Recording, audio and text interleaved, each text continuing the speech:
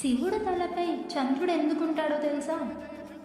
ఒకసారి దక్షుడు తన 27 కుమార్తెలను చంద్రుడికి పెళ్లి చేస్తాడు. ఆ 27 మంది అంటే 27 నక్షత్రాలు.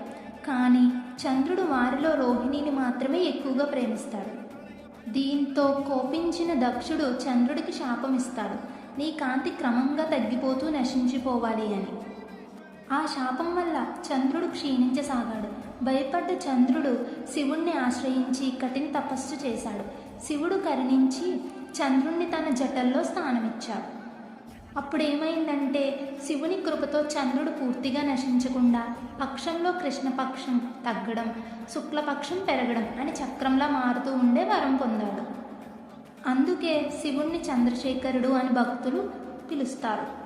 మరెన్నో ఇలాంటి శివపురాణ కథల కోసం నా ఛానల్ని సబ్స్క్రైబ్ చేయండి.